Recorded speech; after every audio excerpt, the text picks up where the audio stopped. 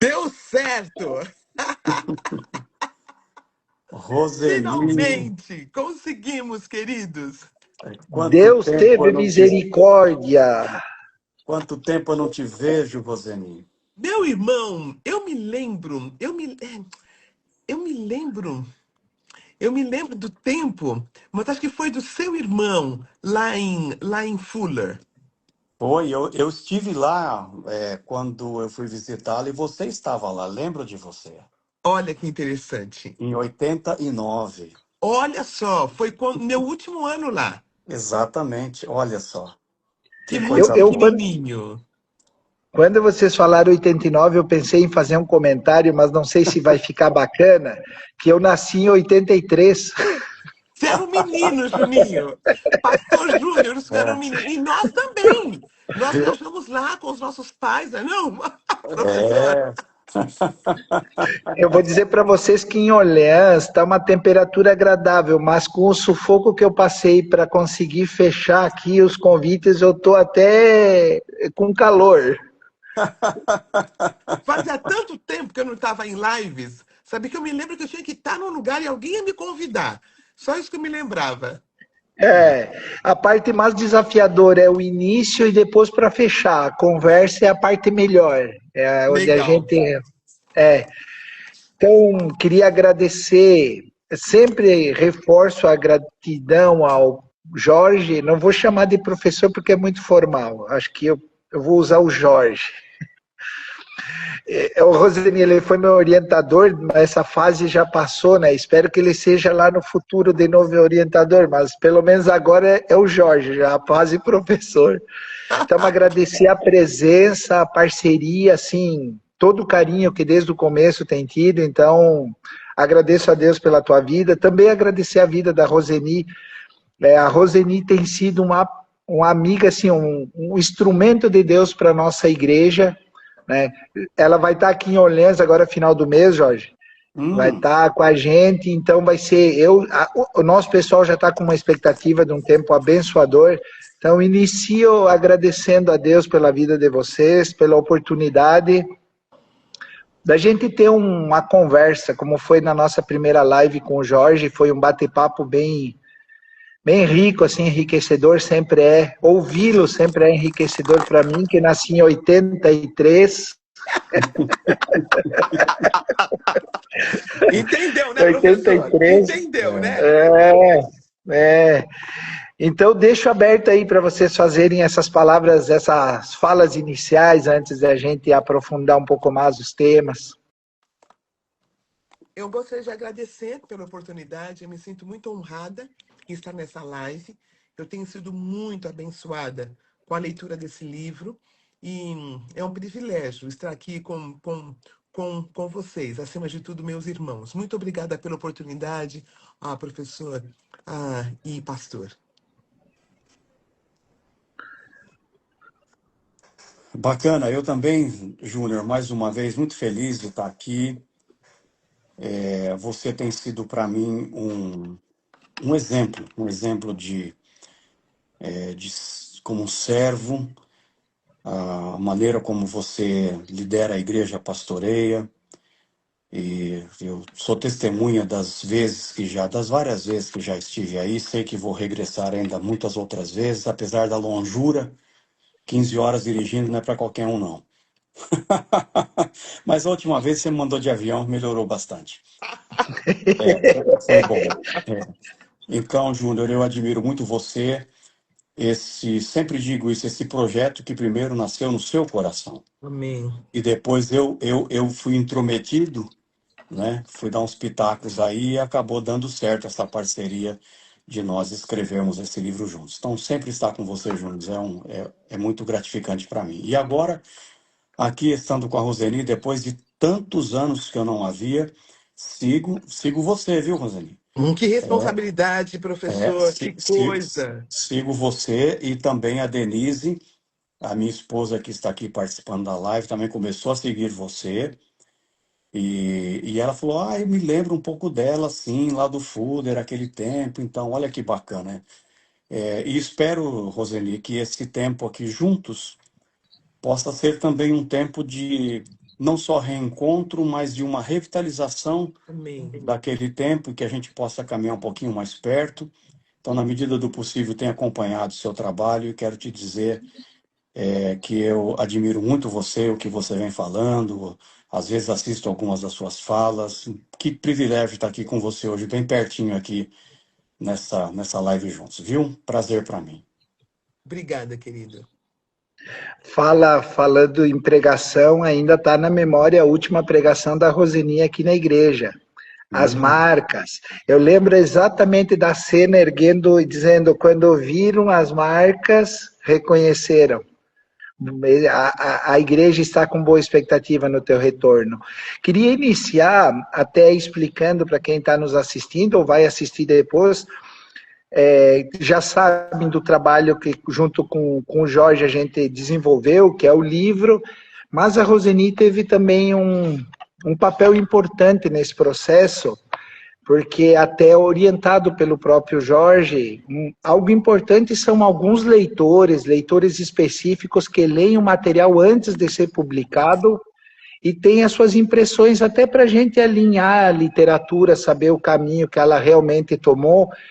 E a Roseni foi uma dessas pessoas, porque quando o livro ficou pronto, até por conhecer muito o trabalho dela, do Celebrando, e é um trabalho que hoje eu tenho no coração, né? Tenho me dedicado a aprender, eu vi que muito das pautas, das temáticas que ela aborda, o livro de alguma forma desenvolvia. E aí foi solicitei para ela, e muito prontamente ela respondeu, fazer um endosso, que foi uma primeira impressão.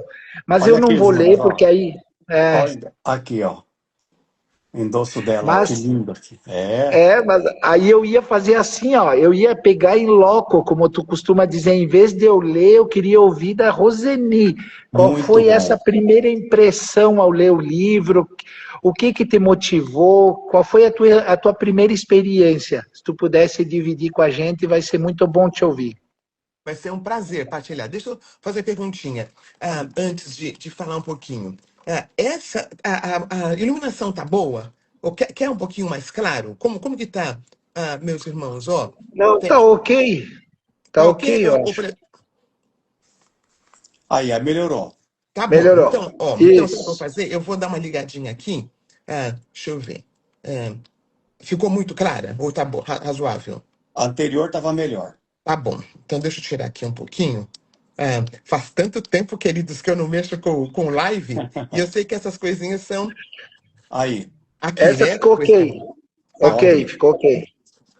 Eu quero um pouquinho de luz para falar sobre esse livro que me deu luz.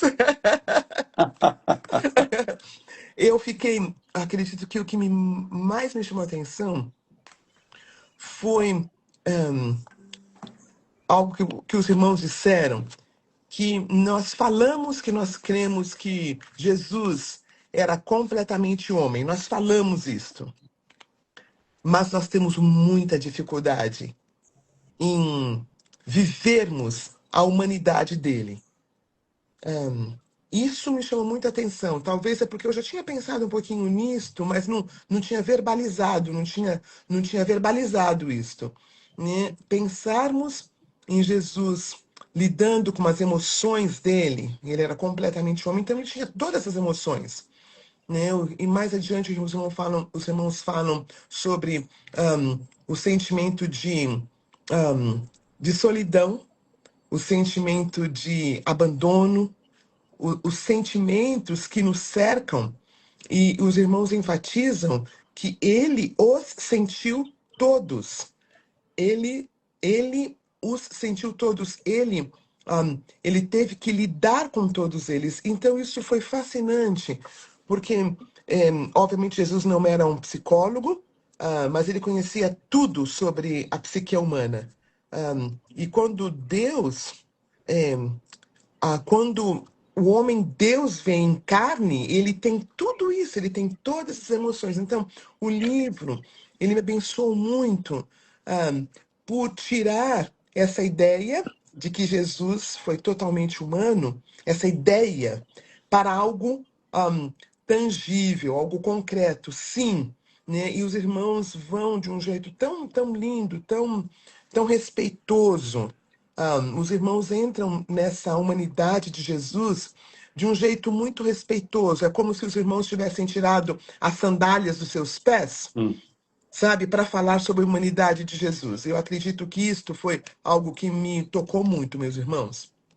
Se você me permite, Júnior e Roseni, eu achei tão fantástica essa maneira como você resolveu iniciar essa nossa conversa, esse nosso diálogo, dessa dificuldade que muitas pessoas têm e continuam tendo de Uhum, olhar para essa perspectiva da humanidade de Jesus. E sabe, eu acho que eu quero destacar duas coisinhas aqui, bem uhum, simples, para a gente dialogar. Eu acho que isso acontece porque a ideia de Deus entrando na fragilidade humana parece escandalosa, sabe? uhum, Parece uhum, escandalosa. Para muitos, o divino deveria estar acima da fome, acima do sofrimento, uhum, acima das lágrimas e até acima da própria morte, né? Então, e você tem toda uma formação também aí em questões da psicologia, né? Então, eu acho que é um fator psicológico e espiritual nessa compreensão que é o quê? Um Jesus plenamente humano, ele nos confronta mais diretamente. uhum, Esse uhum, uhum, um Cristo distante e, digamos assim, idealizado e quase intangível pode ser admirado, uhum, né? E até uhum, adorado. uhum, Mas um Cristo humano que viveu entre os pobres, que uhum, enfrentou a injustiça, uhum, que, como a gente coloca no livro, que sentiu o abandono e caminhou pelas cidades reais do seu tempo.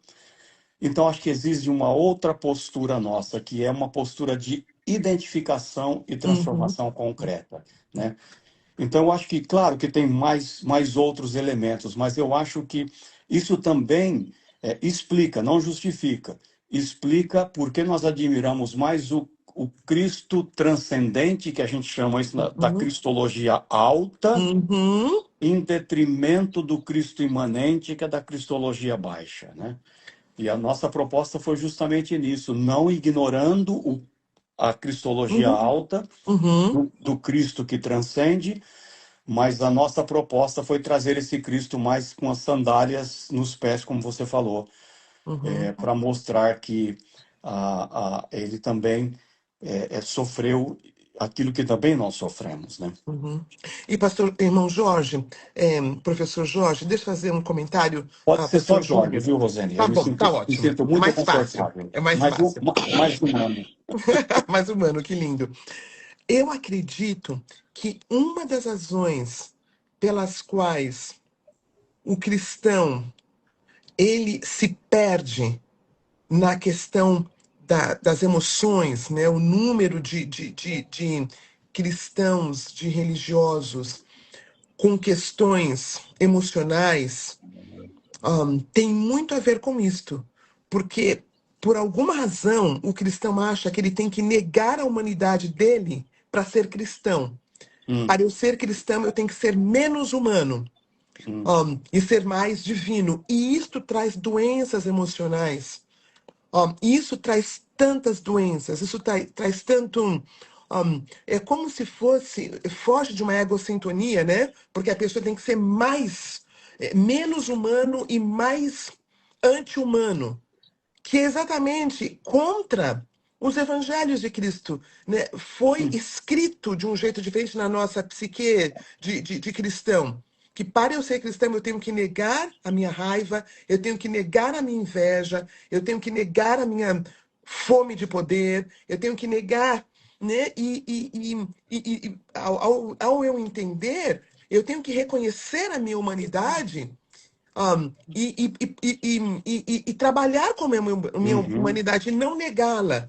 Então, talvez o livro me chamou muita atenção, Jorge e Júnior, porque é o caminho para uma vida saudável. A vida saudável que Deus tem para a gente ela abrange a humanidade, ela lida com a humanidade, ela nos faz ver a humanidade e sair daquela redoma que eu chamo de uma redoma na espiritosfera. A vida na espiritosfera leva, Essa não, é boa. Jorge? Essa é Nessa, boa. nessa espiritosfera leva as pessoas a doenças e pessoas estranhas, né? Assim, a pessoa que nega, ela é cada vez mais estranha. Menos a gente quer estar com gente que vive nessa espiritosfera e nega a sua humanidade. Então, então é isso, Jorge, é isso, Júnior. Que bacana. Eu tive Só para uma. complementar, Júnior, só para complementar, e você já pega aí a direção que você quer dar, eu só quero lembrar a gente, e também as pessoas que estão ouvindo, e como disse o Júnior, que vão ouvir depois, duas referências bíblicas que vai em direção a tudo isso que a gente está dizendo. Uhum, E que é impressionante, porque está na Bíblia, mas essa negação uhum, parece que cega o entendimento das pessoas para que compreendam aquilo que as Escrituras já dizem. Dois textos que são muito fortíssimos. Esse daqui é absurdamente forte, que é o de Hebreus 2,17, que diz assim, abre aspas, ele foi semelhante aos seus irmãos em todos os aspectos. uau, uau. Hebreus 2,17. Uhum, E João chega a dizer que negar que Cristo veio em carne era um grave erro da igreja uhum, primitiva, está em 1 uhum, João 4, de 2 a uhum, 3. Então, uhum, a gente não está propondo nada, digamos assim, novo. A gente só está tentando mostrar e resgatar que a gente não pode ignorar a humanidade de Jesus. uhum, uhum, uhum. Lindo. Eu tive em Londrina agora em abril e tivemos uma conversa de 1 hora, eu acho, 1 hora e pouco, com o Jorge. E uma das coisas que a gente tocou foi justamente isso. Esse foi o nosso tema de conversa, que é essa ideia de religiosidade onde separa corpo e espiritual. O corpo profano não serve, Uhum, ela não é do evangelho, e o espiritual, então, é o metafísico, eu caminho para o metafísico, que é o ideal, e me afasto dessa experiência humana, porque isso é profano. E isso se a gente consegue perceber muito nas nossas formas de fazer religião. E aí, assim, um extremo disso são aqueles discursos que fazem, aí eu vou pegar uma área com todo o respeito, que é de domínio do Jorge, eu não quero entrar, mas aquela ideia que a gente se afasta da cidade, em vez de ir para a cidade. Aquela ideia de espiritualidade onde a gente sai fora do mundo, então a gente constrói as nossas bolhas, os nossos espaços de domínio, e aí a gente chega ao estado de assim, eu não me misturo, eu não posso cruzar no bar porque é profano, eu não posso conversar com fulano porque é profano, estou chegando ao extremo disso. Mas eu penso que tudo inicia com a compreensão do sujeito. Então, o sujeito já tem uma compreensão distorcida, isso se reproduz também depois na vida espiritual comunitária. E aí, assim, fazendo menção a um trabalho do Jorge, que ele traz essa ideia de que a igreja está em missão na cidade. Existe um lugar concreto, existe um território a ser conhecido, a ser experimentado, a ser vivido. E essa espiritualidade não é também somente da dor, é uma espiritualidade que traz contextos de alegria, de festas, e aí eu vou pegar uma fala da Roseni, falou sobre festas, viu como eu estou observando, Roseni? Falou sobre festas, então existe essa espiritualidade que a gente, por algum momento, deixou de lado, né? Só que, como tu diz, adoece. Adoece porque ela não dá respostas para algumas coisas e aí a gente acaba fechando os olhos, fazendo que não existe.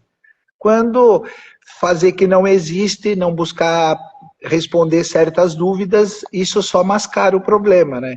Então, a tentativa é essa transparência. E aí eu vou pegar como gancho uma frase que tu citou no teu endosso, Roseni, eu queria te perguntar, inclusive, por que tu destacou ela, porque é uma frase do livro, mas tu fez questão de destacar essa frase, que eu acho que fala um pouco disso que a gente está falando. Nem todo avanço acontece por soma. por ganho. Nem sempre eu só ganho, ganho, ganho, ganho. Uhum. A próxima, de bênção em bênção, de glória em glória, de conquista em conquista, nem sempre é assim. Algumas só acontecem por perda. E tu foi lá e destacou como uma frase, creio eu, que importante, aí que te chamou a atenção, e tem a ver com isso. Também tem a ver com essa ideia de uma espiritualidade que se conquista a partir, se constrói a partir das conquistas. Aí eu queria que tu falasse um pouco sobre isso, Roseni. Uhum. Pois, vai ser um prazer. E eu queria até voltar um pouquinho e falar, o Celebrando a Recuperação é exatamente isso, né? Talvez uma das razões que me apeteceu tanto esse livro é que o Celebrando é para pessoas de carne e osso, pessoas que admitem a sua humanidade e conseguem falar sobre essa humanidade, consegue dialogar sobre essa humanidade, né? E as pessoas, é o Evangelho de Cristo, na verdade. Tem um nome Celebrando a Recuperação, mas o Evangelho de Cristo, aquele Evangelho da cidade, então usando essa terminologia, sabe? É o Evangelho, né, pensando nessa última mensagem que Deus trouxe ao meu coração, que fala sobre as talhas, sabe, Jorge, que Uhum. Jesus Cristo podia ter multiplicado, podia ter transformado a água em vinho nos odres bonitos, né, que estavam servindo no casamento, mas ele resolveu usar aquele lugar onde era uma água tão para purificação da lei, né, que todo mundo pegava canequinha e tal. Então, no ministério de Jesus, a humanidade era tão era tão densa, era tão honesta, era tão explícita. E nós, no século XXI, estamos negando essa humanidade, estamos negando as taças sujas, vamos dizer assim, né? Estamos negando. E aí voltando, Júnior, ao que você falou, é que nós não queremos perdas, né? Nós não queremos lidar com as perdas, nós queremos todos os avanços, ao meu ver, no século XXI, nós entendemos que tem que ser por soma. Então, quanto mais seguidores no Instagram, quanto mais números nas nossas comunidades, quanto mais conhecimento intelectual, né? E a gente chama de conhecimento intelectual aquele que nós ganhamos nas mídias. E é tão relativo, né? O que a gente conhece intelectualmente daquela pessoa que talvez nem tenha tanto estudo, e falando isso com todo respeito, Jorge, eu sei que você entende o que eu estou falando, né? Aqueles Uhum. conhecimentos empíricos, né? Que não tem um doutorado, que não tem um PhD, né? Então, foi isso que eu me referi, Júnior, que ahn, a perda, muitas vezes, tem a ver com perder seguidores. A perda tem a ver com, sim, confessar um pecado para um pequeno grupo, para uma pessoa, falar assim, eu lido com essa parte da minha humanidade, em vez de negar as minhas fragilidades, em vez de negar que eu sou humana e que eu preciso de ajuda, que eu preciso de alguém, né? Para eu partilhar, para eu sair dessa espirituosfera e chegar na minha humanidade. Então é isso que eu quis dizer, que muitas vezes é por perdas ao olhar desse mundo, é, desse mundo que tem tanto a ver com o que eu ganho, que tem a ver com esse processo nosso de ter mais, de ter mais, de ter mais, né? E lidar com o que eu não tenho, o que eu não consigo.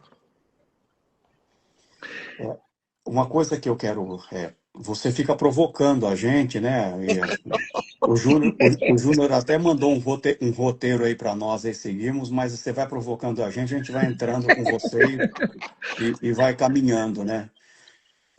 Eu acho que não o único, né? Mas um dos principais paradoxos cristãos, né? Está justamente aqui. Ou seja, Jesus não é menos Deus porque se tornou humano. Uhum. E também não é menos humano porque é Deus, Uau, né? uau, Então, uhum. a encarnação não diminuiu a divindade, ela Uau. revela o caráter de Deus. Então, o Deus cristão, se a gente pode dizer dessa forma, não permanece distante da dor humana, ele entra nela. Uau. E, Uhum. né? E eu acho que essa reflexão nossa e do livro, eu não gostaria de deixar passar batido, que quando a gente frisa a humanidade de Jesus, a gente também precisa se voltar para o caráter de Deus, de quem Uhum. Deus é, Uhum. né? Deus é tão Deus que se permite ser humano, Uhum. né? Uhum. E existe no nosso meio hoje uma espiritualidade triunfalista, né? Que parece que não permite ver esse Deus, né? Humano e na nossa caminhada.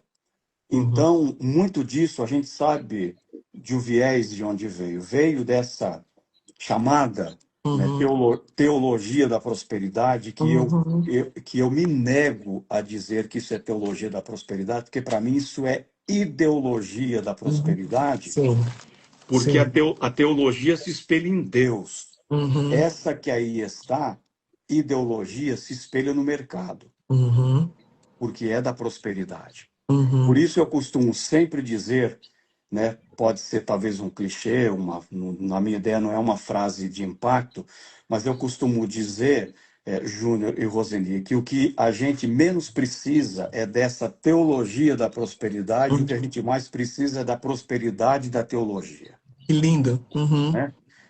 Então, o que o nosso projeto aqui fez foi tentar resgatar um tipo de teologia, um tipo de reflexão teológica que não fica aqui, ó, na estante e nos livros apenas, Uhum. mas de uma proposta que vem para a vida, né? Uhum. Eu estou ressuscitando, retornando um programa, não sei se eu teria o direito de fazer isso aqui nessa live, né? Que lá na pandemia, lá atrás, eu criei aqui pela Faculdade Teológica Sul-Americana um projeto para ajudar as pessoas na pandemia. Então eu criei uma live toda segunda-feira, o que a gente está fazendo aqui, me deu um trabalho imenso toda segunda-feira convidando alguém, e cujo título era do programa Teologia para a Vida. Uhum. E agora nós vamos retornar, se Deus assim permitir, em março, maio agora, dia 15, nós vamos retornar este programa e me tendo na liderança desse projeto e convidando as pessoas para participar. E vai ser um prazer um dia também você vir e estar conosco nesse programa. Para isso, para mostrar que a teologia é para a vida, Amém. não é para uma torre de marfim que fica escondida em algum canto lá intocável, né? Uhum. Que São lindo. esses Uhum. comentários que você me provocou a fazer. Uhum. Que Então, eu vou lindo. seguir provocando, então. Tem duas coisas, eu vou pegar, sempre pegando o gancho das falas de vocês. A Roseni usou uma palavra que eu acho que assim, é uma palavra essencial no diálogo, que é coragem. É uma proposta de coragem, porque se permitir perceber a espiritualidade que também alcança as esferas mais comuns da vida, que não é, aí eu vou usar uma palavra, não é uma espiritualidade escapista, né? Uhum. Que só te manda para o céu Uhum. e diz assim, não enxergue, não veja, não sinta, não experimente, porque lá tudo será resolvido. Então, nós estamos quase nessa ideia, quase que a gente está no banho-maria, né? Esperando o tempo passar para Uhum. resolver todas as mazelas lá no céu. E a jornada do Evangelho justamente é, como o próprio título do livro diz, é um caminho, é uma jornada, a gente está trilhando essa caminhada. E o texto que eu penso que referencia é aquele, chamados a ser semelhantes a Cristo, primogênito entre muitos. Então, ele caminhou, caminha vocês também nessa direção. Mas a nossa tendência sempre é essa escapar. Mas aí, fazendo o link com que a Roseni, as duas falas da Roseni é coragem. Coragem por quê? Porque lidar com perdas exige coragem. Eu penso que aí, olhando para Jesus, o ministério de Jesus foi um ministério de perdas com coragem. Então, ao curar uma pessoa num sábado, é Uhum. coragem. Uhum. Ao dialogar com a mulher samaritana lá à beira do poço, é coragem. E Uhum. ao ele ir para o chão da vida, é coragem. Por quê? Porque daí evidencia um outro modelo de religiosidade. Ao mesmo Uhum. tempo que eu expresso o meu, eu deixo outro em evidência. Uhum. Então, é um desafio, mas aí, só colocando esse pensamento, né, que é uma coisa que, aí eu vou dizer, fazer uma fala minha do Júnior aqui, né, não só admirando os dois falar, mas também me colocando como alguém que caminha, eu experimento a minha espiritualidade vendo e ouvindo as pessoas. Certa vez me perguntaram assim, Júnior, tu sempre tem um tema para mensagem todo domingo, porque eu prego todo domingo, todo domingo. E aí me pergunto, como é que tu faz para ter um tema? Como é que Deus fala contigo para te dar o tema? Porque a gente tem uma voz que vai te falar o tema. Então, sempre a gente tem a impressão que a gente vai fazer assim com o ouvido, para os céus. E eu não sei se é algo meu pessoal ou foi algo que eu construí desse jeito, mas eu escuto Deus assim, não para cá, é para cá. É com o ouvido, é ouvindo, me relacionando com pessoas dos grupos de A e NA, me relacionando com pessoas vulneráveis, pessoas da violência. É nessas situações que eu consigo perceber Deus agindo, mas também perceber Deus me convocando a agir. E aí vou fazer novamente uma fala do Jorge, né? Só tô pegando as tuas falas, Jorge, ó. Depois que eu peguei, agora é minha. Deus está em missão e Deus nos convoca a uma missão. A missão não é nossa, nós somos convidados a participar de uma missão que é de Deus. E aí, se eu tivesse que responder, resumindo, qual que é a missão de Deus? Missão de Deus é gente. Gente reconciliada, reconciliada, palavrinha bonita. Missão de Deus é gente reconciliada. Como é que eu vou fazer isso sem eu ver essa gente? Aí faz todo sentido, Jesus. Faz sentido porque que ele conversava, porque que ele chegava perto, porque que ele percebeu, e aí eu vou usar o texto que eu preguei agora no domingo sobre a mulher samaritana, como é que ele conseguiu perceber que aquela mulher estava sobrecarregada, ela tinha marcas, ela tinha dores e frustrações. Como é que ele percebeu? Porque ele olhou para ela. Para além dos recortes religiosos, étnicos, de gênero, ele saiu de todas essas formas e decidiu realmente ser humano com humano. E aí, para fechar, escutei uma fala lá na FTSA, um pastor, um PhD, e ele começou dizendo assim, sou PhD e sou assembleiano. É confuso, mas é assim. Que lindo! Porque ele dizia que, a Que princípio, a lindo! gente acha que, por ser estudioso, a gente vai ir para uma Uhum. tradição mais Uhum. batista Uhum. e presbiteriana e vai sair da tradição. Ele diz, não. Mas ele fez uma fala que, para mim, foi marcante. Ele disse, nós, em algum momento, perdemos a experiência corpórea. Uhum. Como parte da fé. O corpo não fez mais parte da fé. Uhum. Uhum.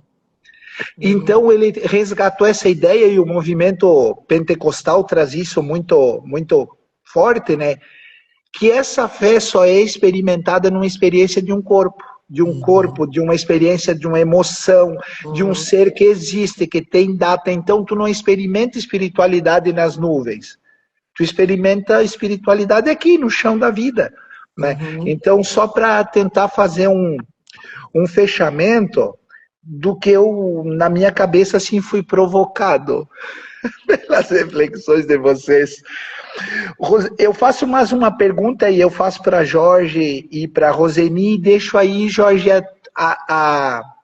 na tua mão para ir nos conduzir. Roseni, você acha que as pessoas têm perdido essa capacidade de lidar com as suas emoções, como o livro explora muito, inclusive na fé?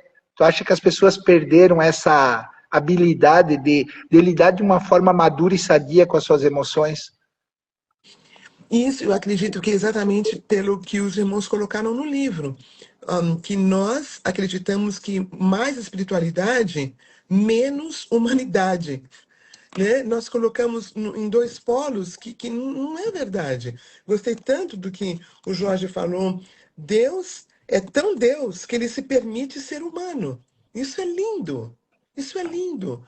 Porque é muito lindo. Porque aí faz todo sentido a encarnação.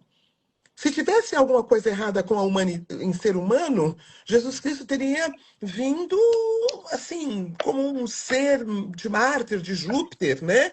E tivesse abaixado aqui na Terra. Olha que emocionante. Né? Não teria nascido de mulher, né? Nascido, né? Um nascimento virgem, um nascimento desculpe, irmãos, assim, é tão fantástico. Jesus nasceu de nascimento natural, não foi cesárea, né? Ele passou, e isso é tão lindo a gente pensar, né? Ele Uhum. passou pelo canal, né? Ele nasceu de um nascimento de uma humanidade tão linda, de algo tão belo.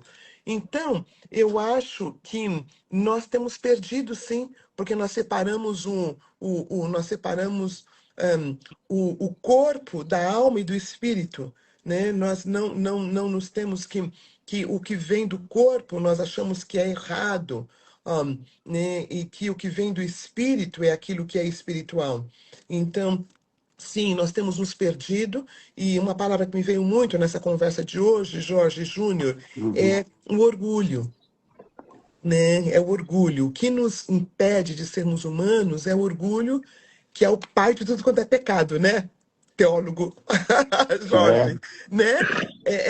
É o orgulho que nos impede de procurar alguém para falar da nossa humanidade. É o orgulho que nos impede de fazermos partilhas de verdade, né, dos nossos pecados, das nossas dores. É o orgulho que nos impede de lidarmos com a nossa humanidade, e que nos faz tão longe de Jesus, né, que foi um Deus humano, conforme o irmão já falou lá em Hebreus. E o texto que o irmão usou, que o Jorge usou, foi João o quê mesmo? Primeira João ou foi segunda ou terceira João? não, foi 1 João 4, Primeira João 4, de né? 2 a 3. Isto. Ahn, então, Jorge, o que tu tem a nos dizer? A minha parte é assim, já estou agradecendo a Deus por essa conversa, pela oportunidade e por poder problematizar um problema tão atual, né, que é Uhum. uhum, uma crise de identidade. Penso eu que tudo parte muito de uma crise de identidade das nossas comunidades de fé, mas também da crise de identidade do que é ser cristão hoje em dia, e a gente poder pensar, problematizar e aí se aventurar, inclusive, no campo da escrita, né? Roseni, eu sou, assim, bebê nascendo, um livro. De, O de Jorge tem muitos, 17, de muitos, 17. não, de muitos que se virão, de muitos. amém, Não, um livro. amém, Bebê nascendo, amém, cuido dele, amém. eu olho para ele, dou uma cheiradinha, bebê. Querido.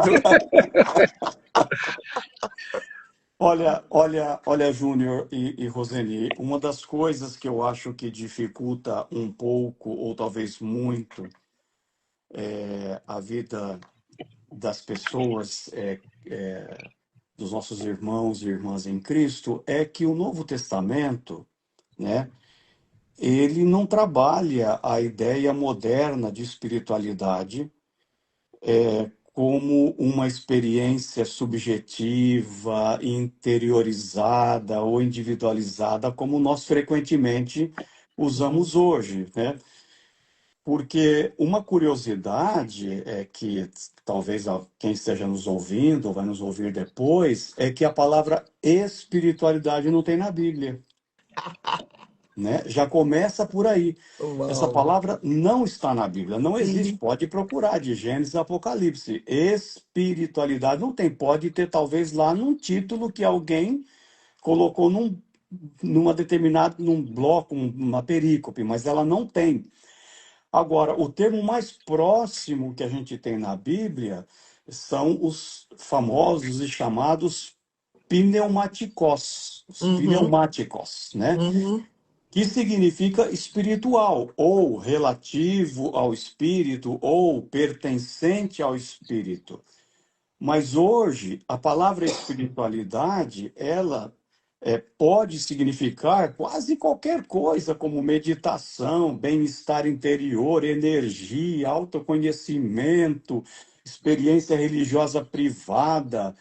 Agora, no Novo Testamento, esse pneumatikos, né, espiritual, ele está ligado, e foi isso que o Júnior falou, direto à ação do Espírito Santo na vida concreta da comunidade e na vida concreta de quem é discípulo de Jesus Cristo.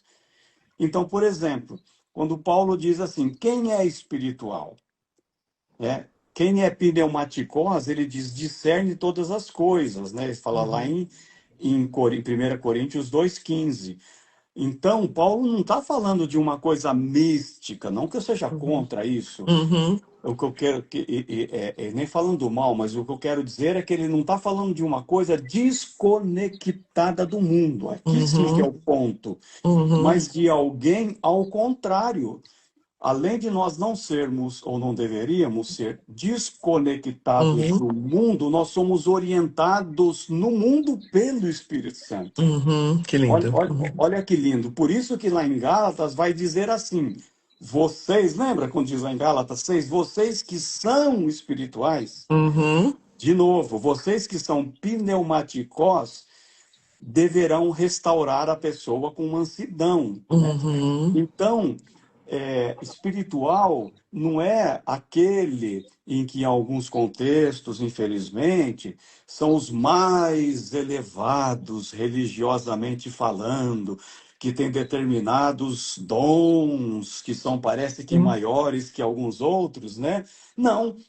Quem é o pneumatikos? É aquele cuja vida manifesta o fruto do Espírito no seu relacionamento com o outro. Né? Então, ou seja, foi isso que você também falou, Roseli. Não é uma questão de escapar da matéria ou do corpo, mas viver sobre o governo do Espírito Santo. Né? Então, o Júnior começou a conversa dele lá dizendo entre o sagrado, o profano, o secular e o espiritual. O Novo Testamento nunca, nunca, quero deixar isso muito claro para todos nós aqui, nunca opõe espiritual a material no sentido moderno que nós usamos hoje. Nunca. Por quê? Porque para Paulo, ser um pneumatikos implica quando ele fala do corpo espiritual na ressurreição. Não é um corpo imaterial, mas um corpo plenamente vivificado pelo Espírito. Então, eu acho que para concluir aqui essa digressão, né, que eu estou fazendo, né, quando a gente traduz pneumatikos simplesmente como espiritualidade, e tendo a concepção contemporânea e moderna de pegar isso daqui e talvez levar lá para a Bíblia, às vezes a gente perde a densidade desse termo bíblico. A Bíblia não fala de uma espiritualidade abstrata, ela nunca falou. Mas de uma espiritualidade, de uma existência moldada pelo Espírito, onde? No cotidiano. Que o Júnior falou, na ética, na comunidade, na missão. Né? Por isso que concluo dizendo lá gosto muito, mas demais da conta dessa fala de João, em 1 João 2, 5 e 6, quando ele diz assim, aquele que diz que está nele, esse deve andar como ele andou. Ou seja, a Bíblia não define espiritualidade, mas ela nos deixa um modelo. Jesus Cristo de Nazaré, que é este que a gente leu aqui no livro, né, no poder do Espírito. De novo, a Bíblia não define espiritualidade, mas ela não nos deixa no escuro, no vazio. Ela nos deixa um modelo concreto, humano, que viveu entre nós encarnado. E aí João diz o seguinte, tudo bem, se você diz que é um cristão porque aceitou Jesus como teu Senhor e Salvador, né, que Paulo diz lá em Romanos 10, João vai dizer o seguinte, não, eu não vou brigar com Paulo, mas eu vou dizer uma coisa para você, se você não andar como ele andou, não tem conversa. Uhum, A uhum. pergunta-chave, Jorge, como ele andou? Aprendi Ah, isso numa aula com o Jorge, ô, Roseni. Como ele andou? é. Pergunta-chave. Uhum, uhum. Eu quero agradecer, antes de eu trazer só um verso do livro aqui, para nós ir encerrando, eu queria Pô, mas novamente já vai agradecer. encerrar, Júnior? É o nosso combinado, eu achei, eu tinha até conversado, pensei uma meia hora, já nós estamos próximo de Nossa, uma hora, mas mas A Roseli nem falou nada ainda. Nem falou nada. Falamos em mas grupo. O que eu não falei, o irmão falou. Foi Mas a bênção. Roseni é profissional na questão do celebrando, ela sabe lá, então, Roseni, até te contar, eu fiz as plaquinhas ontem, e eu gostei de usar aquela plaquinha dos 3, 5, dos 3 minutos, 5 minutos, 3 minutos, 5 minutos. Então, eu também já estou aprendendo como é que essa dinâmica funciona. Muito bom. Queria abrir, antes da gente ir conduzindo para o encerramento, assim, uma palavra tua, Rosenice, o sobre essa experiência, sobre não só sobre o livro, o que tu tens a deixar como recado, porque eu penso que mais do que a proposta do texto, a gente quer alcançar pessoas. Uhum, E eu tenho percebido, assim, eu até comentei com o Jorge satisfatoriamente, eu tenho recebido feedbacks, assim, que inclusive alguns eu gostaria de passar e não posso porque foi muito pessoal e particular. uhum, Das pessoas me darem feedbacks de ler e dizer, ó, isso daqui me marcou, isso daqui, meu, mudou na minha cabeça. Então, é muito satisfatório porque tu realmente alcançou o outro, que era o uhum, objetivo. Um uhum, companheiro de jornada, conseguir trazer um novo entendimento.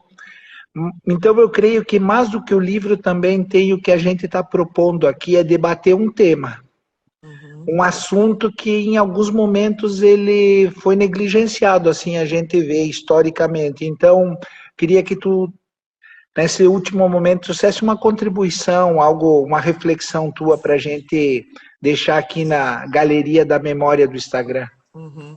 Pois tá bom. E me veio muito claro à mente é que se tem humanidade, é necessário uma conectividade com alguém.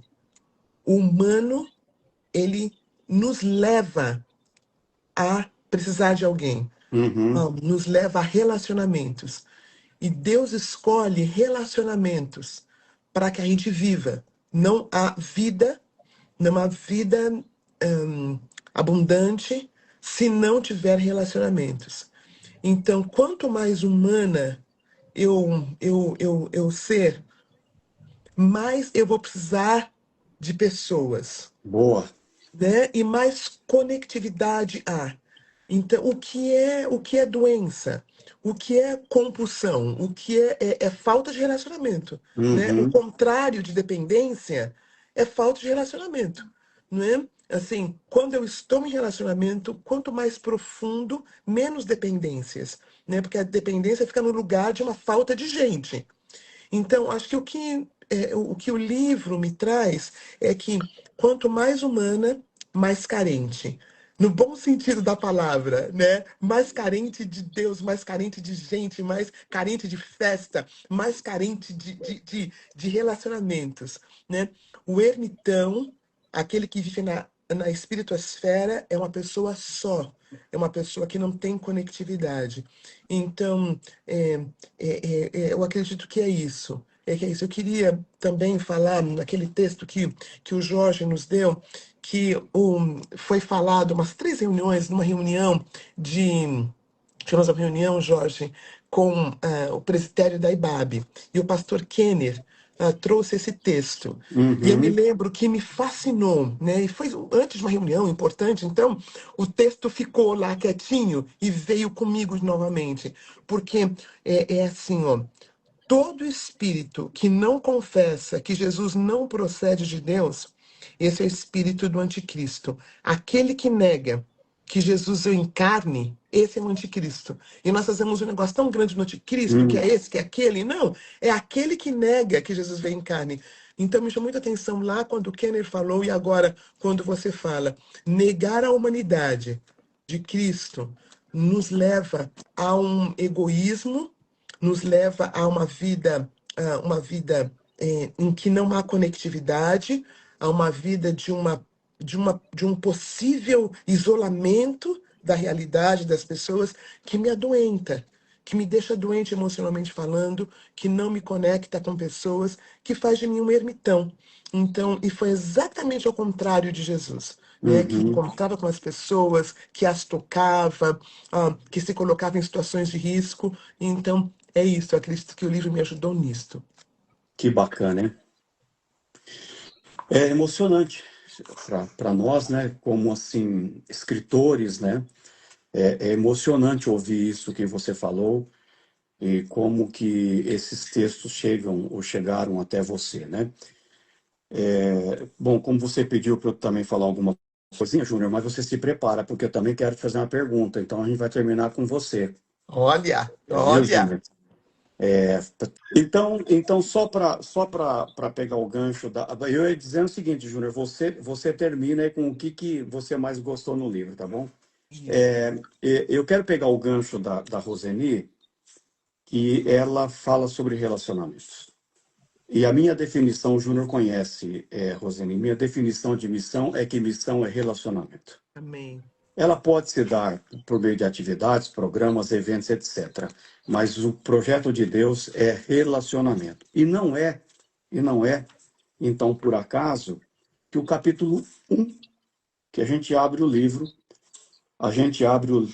mostrando Jesus se relacionando com os discípulos lá no cenáculo, quando a gente, assim, o título foi maravilhoso desse capítulo, Serviço que desorganiza a lógica do poder. Uhum. E eu acho assim Uhum. impressionante como a gente tem se relacionado hoje com as pessoas a partir da lógica do poder. Uhum. Especialmente nessa era da polarização, Uhum. onde tudo que se posta, não tudo, mas muita coisa que se posta no Instagram, nas mídias, etc. e tal, é na lógica do poder, é o nós contra o eles, Uhum. versus, em vez de caminhar juntos, Uhum. né? É do cancelamento do outro, Uhum. né? De uma espiritualidade agressiva, Uhum. né? Uhum. Então, a gente começa o livro dizendo que Jesus resolveu trilhar para essa jornada dos últimos passos, começando com a sua comunidade. Uhum. Começando entre eles e mostrar para eles que se o mundo é assim, entre nós não será assim.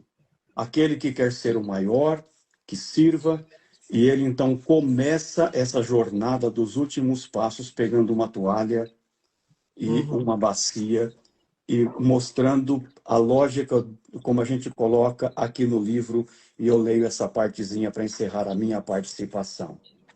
O cenáculo, portanto, não é apenas o cenário da última ceia. É o lugar onde duas lógicas entram em confronto. Uhum. De um lado, a lógica da comparação, Uhum. da hierarquia e da autopreservação. De outro lado, a lógica do esvaziamento, da entrega e do serviço. Jesus não responde à disputa dos discípulos com um discurso longo, mas com um gesto concreto. E esse gesto inaugura um caminho sem retorno. Antes da rendição no Getsemane, antes da cruz e da ressurreição, há um serviço silencioso que redefine a noção de grandeza. Algo precisava morrer ali, e termino. A ilusão de superioridade, a necessidade constante de reconhecimento e a crença de que o valor humano está ligado à posição ocupada. Esse esvaziamento não empobrece, ele liberta. É lindo, não? É lindo. Então, foi É isso que lindo. você falou, é relacionamento. Uhum. Uhum. Eu vou responder o que o Jorge questionou e eu sempre tive uma facilidade em montar mensagens no primeiro e o segundo trecho. a mensagem eu divido em 3 partes. Eu sou bem prático. Abertura, introdução, desenvolvimento e fechamento. Ponto. Simples. E aí eu sempre tive uma facilidade na introdução e no desenvolvimento. Eu sempre tive uma dificuldade no fechamento. Era a parte mais deficitária na minha construção de mensagem. E aí, o último texto do livro quem escreveu foi o Jorge. E ele me mandou. E eu, na minha cabeça, sabendo que eu tinha dificuldade de fechar o negócio. Como é que fecha? Porque o negócio foi, mas e agora? Como é que fecha? E o Jorge me mandou o texto, daí esse texto para mim foi a minha impressão, assim, eu li para mim, eu disse, opa, disse, era isso que eu precisava ouvir. O último verso do livro é: paz seja convosco. Todos desejamos, né? Porque é um caminho difícil. É um caminho difícil que é proposto aqui. Mas tu ouvir essa palavra, paz seja convosco. Sabe, ela é acalentadora. Eu estou te desejando paz. Aí o texto continua. Assim como o Pai me enviou, então agora ele já te compromete. Eu também vos envio. Eu acho que assim, essa última frase para mim aqui, ela sintetiza algo muito poderoso. Eu te desejo paz nessa jornada, nessa caminhada, né? Mas é um modelo de paz diferente do que a gente compreende. Mas assim como eu caminhei, eu estou te mandando agora. Agora é a tua vez, está contigo. Então, eu creio que esse é o desafio do Evangelho. Agora, vocês são os enviados. Agora são vocês. Então, fecho com essa frase, porque eu creio que ela foi mais perfeita que ela para encerrar o trabalho, não tinha. Então, Jorge, te confesso agora que quando eu recebi ela, opa, paz seja convosco, que coisa linda, né? E agradecer novamente, encerrando, antes que o Instagram novamente nos encerre. Espero que Deus continue capacitando, Amém. dando disposição para vocês. Amém. E que vocês consigam cada vez mais transmitir à frente esse envio, levar adiante o envio, né? O envio que nos foi dado e agora está com a gente. E que Deus permita que não só a literatura, mas o que a gente conversou aqui e todas as palavras. Ele congelou, não foi? É, tá meio congeladinho agora aí. Mas daqui a pouco ele volta. Ele volta. Finalizamos, agradeço a Roseni, Jorge, e encerro agora e peço desculpa pelos imprevistos técnicos também, não sei o que aconteceu. Deixo salvo lá a nossa conversa para outras pessoas terem acesso. Valeu, obrigado, Júnior. Jorge. Um abraço no coração, Deus te abençoe, um bom final de semana para você e para todos nós. Muito obrigado, gente, por ter participado conosco. Tchau, tchau. Tchau, tchau.